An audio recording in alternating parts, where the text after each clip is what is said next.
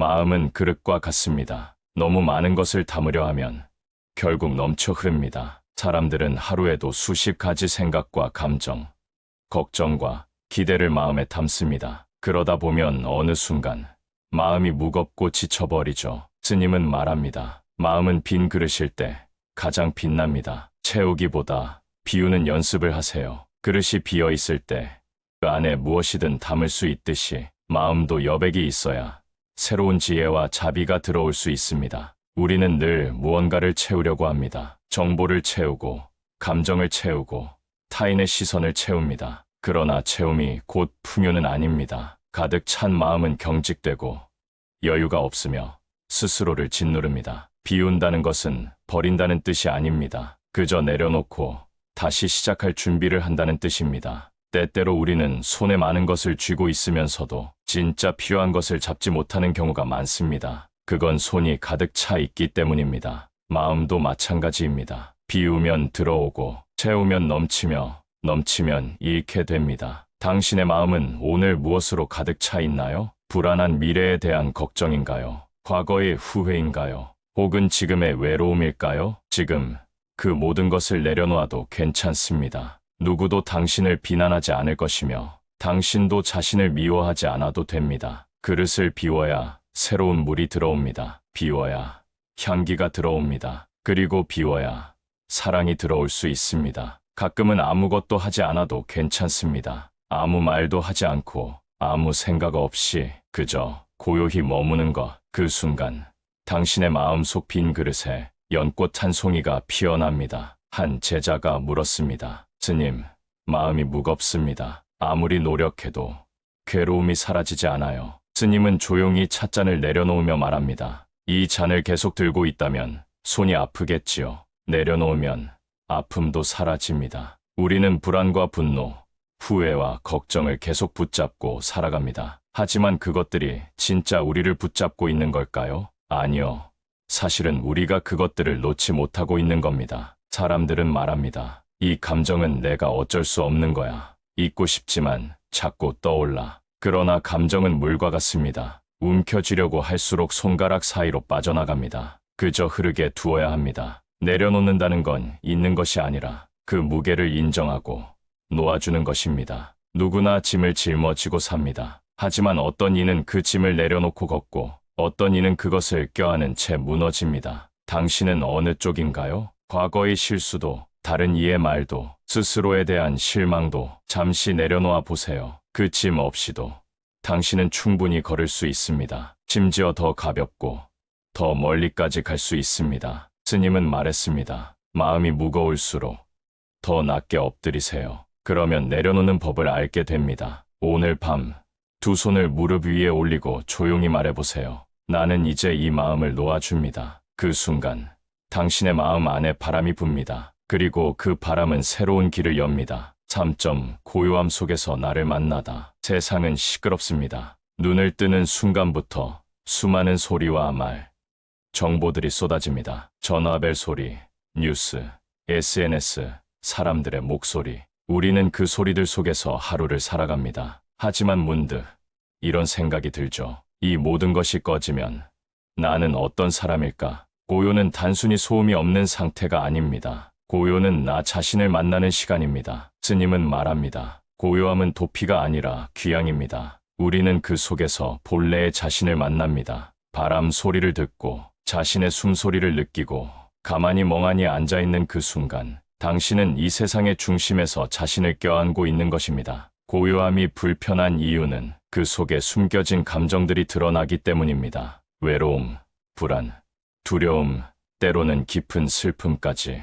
그러나 그 감정들을 외면하지 마세요. 그들은 모두 당신의 일부이며 그 고요 속에서 당신과 화해하길 기다리고 있습니다. 하루 10분 아무것도 하지 않아도 괜찮습니다. 눈을 감고 호흡을 느끼고 마음속 깊은 곳을 바라보세요. 고요는 약함이 아닙니다. 고요는 가장 단단한 힘입니다. 그 어떤 말보다 강하고 그 어떤 외침보다 깊습니다. 당신의 마음은 고요할수록 강해지고 그 고요 속에서 피어나는 작은 깨달음들이 당신의 삶을 변화시킵니다. 그리고 그 고요함은 당신의 존재 전체를 부드럽게 감싸줄 것입니다. 삶에는 피할 수 없는 고통이 있습니다. 사랑하는 사람과의 이별, 실패한 일들, 지워지지 않는 상처. 우리는 그런 슬픔 앞에서 종종 멈춰 서게 됩니다. 왜 나에게 이런 일이 생겼을까? 나는 왜 이토록 연약할까? 슬픔은 물처럼 흘러야 합니다. 막으면 넘치고 무시하면 고여 썩습니다. 스님은 말했습니다. 슬픔을 거부하지 마십시오.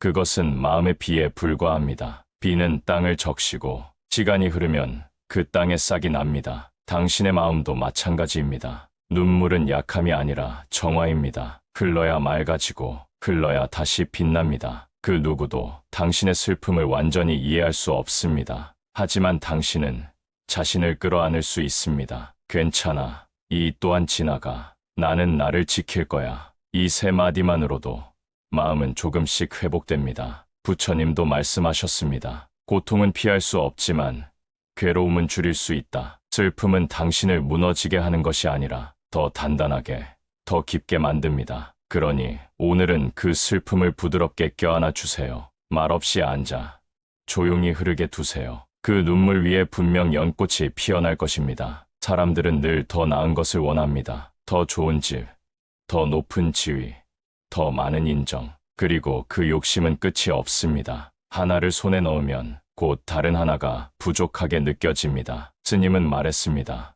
욕심은 바닷물과 같아서 마실수록 갈증이 납니다. 더 많이, 더 높이, 더 멀리를 향한 마음. 그것이 잘못된 것은 아닙니다. 그러나 그 마음이 지나치면 삶은 괴로움이 됩니다. 욕망은 자연스러운 것입니다. 하지만 그 욕망에 끌려다니면 우리는 스스로를 잃어버립니다. 자신을 다른 이와 비교하게 되고 갖지 못한 것에 눈이 멀고 이미 가진 것의 소중함은 잊어버리게 됩니다. 스님은 조용히 물었습니다. 당신은 무엇을 위해 그렇게 애쓰고 계십니까? 우리는 종종 이유도 모른 채 달립니다. 남들이 달리니까 나도 달려야 할 것 같아서, 남들이 가진 것을 보면 나도 가져야 할 것 같아서. 그렇게 달리다 보면 목적은 사라지고 남은 것은 지친 몸과 텅 빈 마음뿐입니다. 욕심을 버린다는 건 삶의 목표를 포기하는 것이 아닙니다. 욕심을 돌아본다는 건 자신이 진짜 원하는 것을 발견하는 일입니다. 더 이상 필요 없는 것을 내려놓고 진짜 필요한 것을 바라보는 것.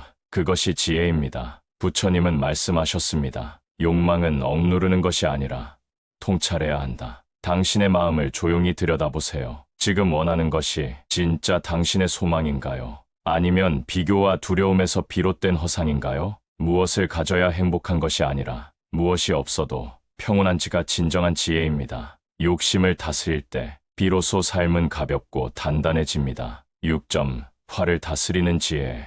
분노는 순식간에 찾아옵니다. 그리고 그 짧은 순간의 감정이 관계와 삶을 무너뜨릴 수 있습니다. 누군가의 말 한마디, 뜻대로 되지 않는 상황, 억울함, 억제되지 않은 자존심, 이 모든 것이 우리를 자극합니다. 스님은 말합니다. 분노는 불입니다. 먼저 나를 태우고 그 후에 남을 태웁니다. 화를 낸다고 해서 문제가 해결되지 않습니다. 오히려 더 큰 후회와 상처만 남습니다. 그렇다고 감정을 억누르라는 것이 아닙니다. 화를 다스린다는 건 그 감정을 제대로 바라보는 것입니다. 화가 날 때 그 순간을 잠시 멈춰보세요. 호흡을 느끼고 가슴 속에서 끓어오르는 무언가를 인식하세요. 지금 나는 화가 나고 있다. 지금 내 안의 분노가 나를 흔들고 있다. 이처럼 감정을 인정하는 것만으로도 분노는 절반쯤 사라집니다. 분노는 억압이 아니라 이해의 대상입니다. 왜 내가 상처받았는지, 왜 그것이 나에게 아픈지 그 뿌리를 바라보세요. 그리고 묻습니다. 이 화는 정말로 지금 필요한가? 이 분노는 내 삶을 더 좋게 만들고 있는가? 대부분의 경우 우리는 분노를 표현한 뒤에 후회합니다. 그렇다면 그 순간 조금만 더 참을 수는 없을까요? 부처님은 말했습니다. 성냄으로 성냄을 없앨 수 없다. 자비로서 성냄을 없애야 한다. 자비는 타인을 위한 것이 아닙니다. 먼저 나 자신을 위한 것입니다. 오늘 당신이 품은 분노의 불씨 하나를 꺼보세요. 그 불이 사그라들 때 당신의 마음은 더 따뜻해질 것입니다. 사람과 사람 사이의 거리는 보이지 않지만 그 무게는 생각보다 큽니다. 우리는 자주 기대합니다. 누군가가 나를 이해해 주길, 알아봐 주길, 먼저 다가와 주길. 하지만 기대는 실망을 낳고 실망은 상처를 남깁니다. 스님은 말했습니다. 사람 사이엔 강요가 아니라 공존이 필요합니다. 누군가를 바꾸려 하지 말고 그 사람이 지금 그 모습 그대로 머무를 수 있도록 허락하세요. 그 사람도 나처럼 불완전한 존재라는 걸 이해하면 마음은 훨씬 부드러워집니다. 우리는 종종 관계 속에서 자신을 잃습니다. 좋은 사람이 되기 위해 참기도 하고 사랑받기 위해 감정을 숨기기도 합니다. 하지만 그 모든 노력 끝에 남는 것은 종종 외로움입니다. 왜일까요? 그것은 진짜 나로 있지 않았기 때문입니다. 진정한 관계란 내가 나일 수 있고 상대도 그 사람일 수 있는 공간입니다. 억지로 이해받으려 하지 않아도 됩니다. 억지로 맞춰주지 않아도 됩니다. 그저 함께 존재하는 것, 때로는 말 없이, 때로는 멀찍이, 그러면서도 서로의 존재를 인정하는 것. 스님은 말합니다. 서로를 바라보는 것이 아니라 같은 방향을 바라보는 것이 관계입니다. 관계 속에서 자꾸 상처받는다면 그 관계를 끊는 것보다 먼저 나를 지키는 법을 배우세요. 경계를 세우고 거리를 조절하고 마음속 중심을 잃지 않는 것. 그럴 때 관계는 억지가 아닌 자유가 됩니다. 그리고 그 자유 속에서 비로소 따뜻한 연결이 시작됩니다. 지금 당신이 겪고 있는 고통이 영원할 것처럼 느껴질 때가 있습니다. 이 괴로움은 언제 끝날까? 나는 왜 이렇게 아픈 걸까? 하지만 부처님은 말씀하셨습니다. 모든 것은 생기고 머물고 사라진다. 고통도 마찬가지입니다. 지금 이 순간 당신을 덮고 있는 고통은 하늘을 스치는 구름처럼 지나가는 존재입니다. 구름이 아무리 짙게 드리워져도 그 아래에는 언제나 푸른 하늘이 있습니다. 마음도 마찬가지입니다. 아무리 고통스러운 감정이 몰려와도 그 아래엔 맑고 고요한 본래의 마음이 숨쉬고 있습니다. 고통을 없애려 애쓰지 마세요. 억지로 잊으려 하지 마세요. 그저 바라보세요. 아, 지금 나는 아프구나. 지금 이 감정이 나를 지나가고 있구나. 스님은 말합니다. 고통은 나를 무너뜨리기 위해 오는 것이 아니라 나를 돌아보게 하려고 오는 손님입니다. 고통을 손님처럼 맞이하세요. 마음 한자리에 조용히 앉혀두고 그저 함께 머물러 보세요. 그러다 보면 그 고통은 조용히 자리를 뜹니다. 언제 왔는지도 모르게, 언제 갔는지도 모르게.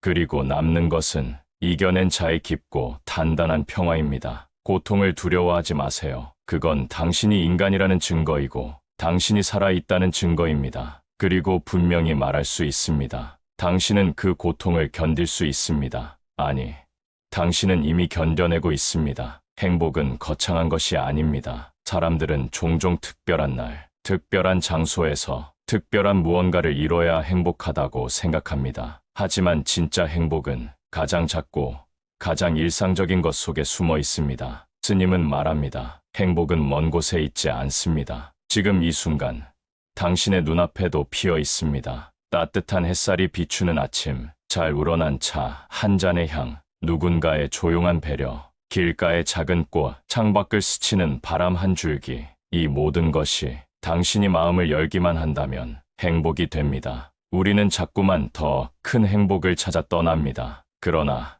큰 행복은 작은 행복들이 모여 만든 것입니다. 지금 당신이 미소 짓고 있다면 그게 바로 행복입니다. 지금 당신이 누군가를 떠올리며 마음이 따뜻해졌다면 그게 바로 행복입니다. 행복은 조건이 아닙니다. 무엇을 갖고 있어서 행복한 것이 아니라 그것을 느낄 수 있어서 행복한 것입니다. 스님은 조용히 웃으며 말했습니다. 행복은 누리는 것이 아니라 존재하는 것입니다. 지금 이 순간 당신이 호흡하고 있다는 사실, 당신이 존재하고 있다는 사실만으로도 그 자체가 축복입니다. 행복은 멀리 있지 않습니다. 지금 이 글을 듣는 당신의 마음 안에 있습니다. 그리고 당신이 그것을 알아차릴 때 행복은 조용히 피어납니다. 사람들은 자주 과거를 후회하며 오늘을 잃고 미래를 걱정하며 지금을 놓칩니다. 하지만 삶은 늘 지금에서만 사라집니다. 스님은 말했습니다. 과거는 지나갔고 미래는 오지 않았다. 그러니 지금 이 순간이 전부입니다. 지금 당신이 숨 쉬고 있는 이 순간, 당신이 눈을 뜨고 있는 이 찰나, 그것이 바로 삶입니다. 우리는 하루에 수십 번 과거의 기억에 머물거나 미래의 불안을 상상합니다. 하지만 그런 생각들은 지금 이 순간의 소중함을 앗아갑니다. 한 걸음 한 걸음을 느끼며 걷는 일,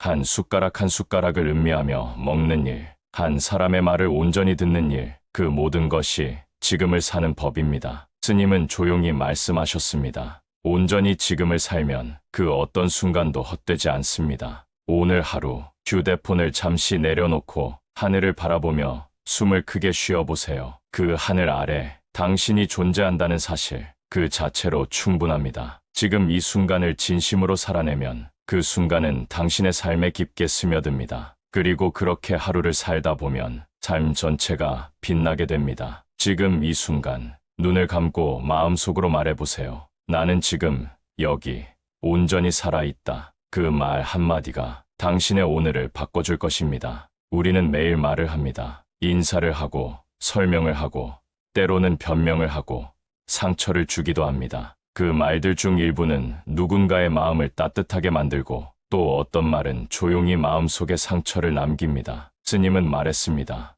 말은 입에서 나와 세상을 감싸고 다시 내 마음으로 돌아옵니다. 당신이 사용하는 말은 결국 당신의 마음을 드러냅니다. 거친 말은 거친 마음을 드러내고 부드러운 말은 부드러운 마음을 보여줍니다. 그리고 그 말들은 자신에게도 그대로 돌아옵니다. 괜찮아, 수고했어, 고마워, 사랑해. 이 단순한 말들이 하루를 바꾸고 관계를 치유하고 자신을 다시 일으켜 세웁니다. 말은 도구가 아닙니다. 말은 마음을 전하는 다리입니다. 스님은 조용히 말씀하셨습니다. 말을 조심하라는 것은 결국 마음을 맑게 하라는 뜻입니다. 누군가에게 따뜻한 말을 건넬 때 그 말은 당신의 마음도 씻어줍니다. 말 한마디의 힘을 과소평가하지 마세요. 말 한마디로 하루가 따뜻해지고 말 한마디로 사람의 인생이 바뀌기도 합니다. 그리고 그 말은 먼저 나 자신에게 건네야 합니다. 나는 괜찮아. 나는 충분히 잘하고 있어. 나는 지금 이대로도 소중해. 이렇게 말해주는 것만으로도 마음속 먼지들이 서서히 가라앉습니다. 당신의 말은 당신의 하루를 맑게 만들 수 있습니다. 오늘 하루 따뜻한 말 한마디로 당신의 마음을 정화해보세요. 사람들은 자주 묻습니다. 스님, 어떻게 하면 부처가 될 수 있나요? 스님은 고요히 웃으며 대답합니다. 당신은 이미 부처입니다. 그 말에 사람들은 놀랍니다. 나는 화도 내고 질투도 하고 실수도 하는데 어떻게 부처일 수 있을까? 그러나 부처는 완벽한 존재가 아닙니다. 부처란 깨달은 존재입니다. 즉, 자신을 있는 그대로 알아차리는 존재입니다. 스님은 말합니다. 부처는 밖에 있지 않습니다. 부처는 당신의 마음 안에 늘 함께 있습니다. 화가 날 때 그 감정을 알아차리는 것, 슬플 때 그것을 외면하지 않고 껴안는 것, 누군가를 미워하면서도 스스로를 들여다보는 것, 이 모든 순간이 수행이며 그 수행 안에 부처가 깃들어 있습니다. 우리는 모두 부족합니다. 하지만